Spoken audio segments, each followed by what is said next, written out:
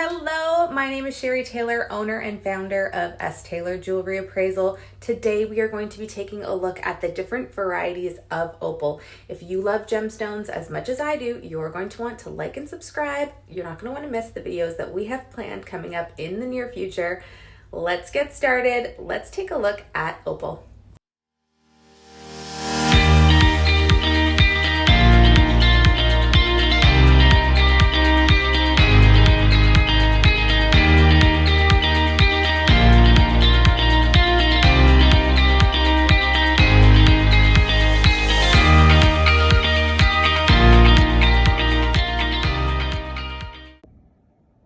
Let's begin with some rough Ethiopian opal. So this is unpolished material, and as you can see, there is still an outer layer of what almost looks like clay, which will make sense in a minute as I explain how the material is formed. I bought this parcel of rough for my gem lab as a sample, and I'm going to show you a few pieces here.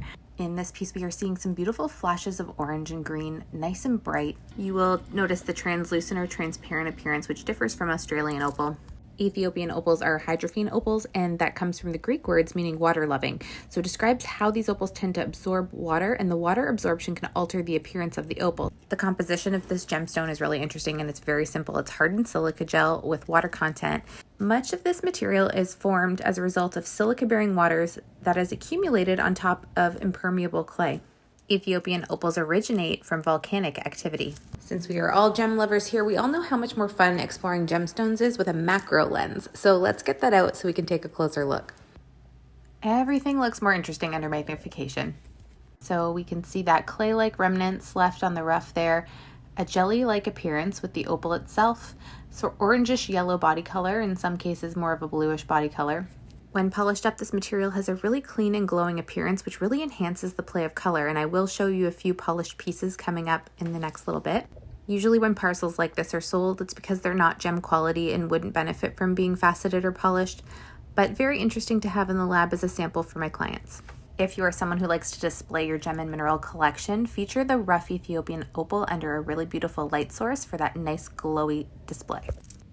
Here we have an example of Ethiopian opal that has been polished and faceted into a bead. You can find these beads fairly inexpensively. This particular strand has been strung on a rose gold wire with a 14 karat rose gold star dangle in the center. A really nice layering piece and something that you could make yourself. In different lights, this opal is going to perform very differently. The play of color is just beautiful. And here is an Ethiopian opal in the form of a polished cabochon. So I'm going to show it in different light sources and on different backgrounds so you can really get a feel for the play of color. Play of color is the gemological terminology that we use to describe those flashes of color within the opal. Play of color occurs because the light entering the opal will pass through the gaps between the silica spheres.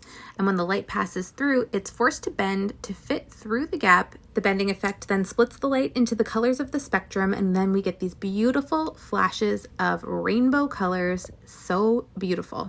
Let's move it into a different light source.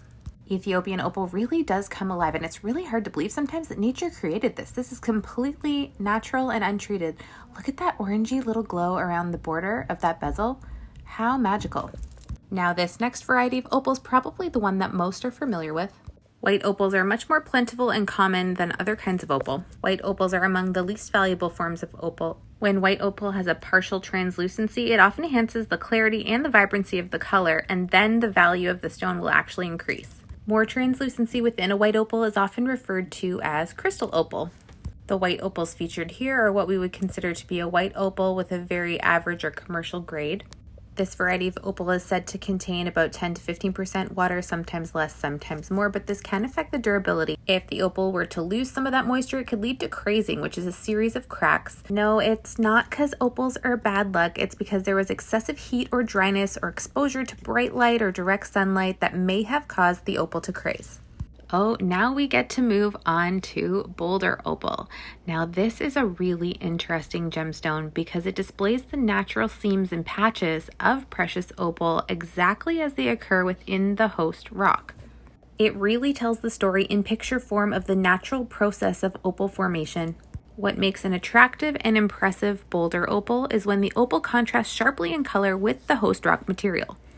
In this particular gem, you can see that really fine vein that runs all the way through, even on the backside.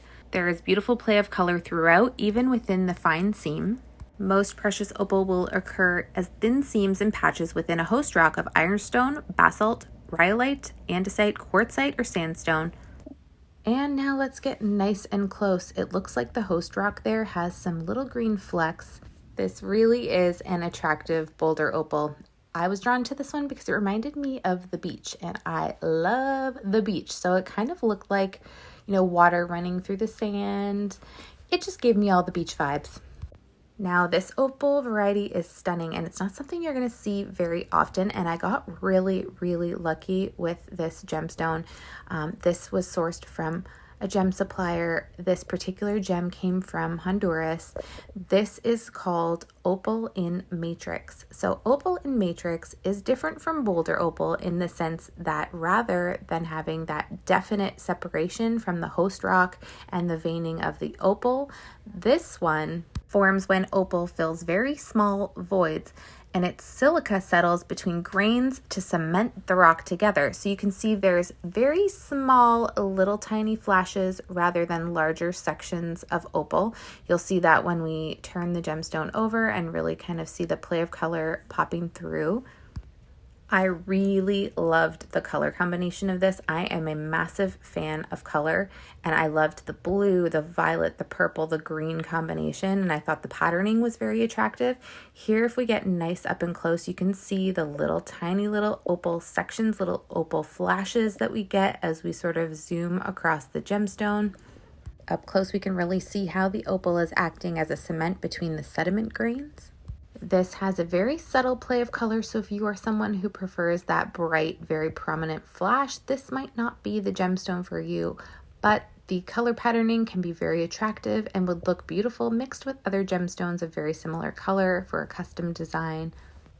I would say this is probably one of my favorite gemstones in my entire collection, and I can't wait to custom design something with this gem. I was thinking of maybe combining it with some tanzanite or some Paraíba tourmaline or green apatite would be nice.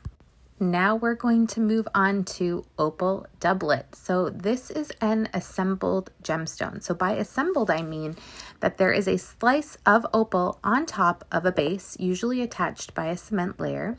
So two-piece assembly. You will also find opal triplets on the market, but for this video, we are just going to focus on the opal doublet. If you are looking for a beautiful slice of opal with a nice flash, this is a very affordable way to get that in a larger size.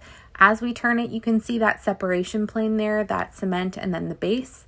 This one looks like it's almost backed onto a host rock of some kind. Opal doublets are great for pendant settings because you can really conceal the back and put a fine bezel around the side. I'm having so much fun moving this particular one around in the light. Here we're seeing a lot of green and blue, but in a minute we're going to see a lot more almost bubblegum pink and orange and yellow flashes, which in different lighting, as you know, opal will appear differently. Not a very even patterning on this one, but I do like the pattern. Now we can see nice up and close that assembly of the doublet, the cement layer with the base and the opal slice on top. You can see that there were different backings used for each of the doublets here.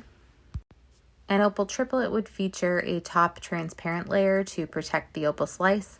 If you love bright, vibrant color, opal is an absolutely wonderful gemstone to add to your collection. These really come alive in the sun, in the light. They are so much fun to design with, and they can really add a lot of enjoyment to your fine jewelry collection. You can work with your fine jeweler to find the perfect opal for you, and don't forget, of course, to visit your local appraiser for an appraisal after. And that concludes our video today. I hope you enjoyed it. Let me know in the comments which opal was your favorite. Like and subscribe, and we'll see you next time.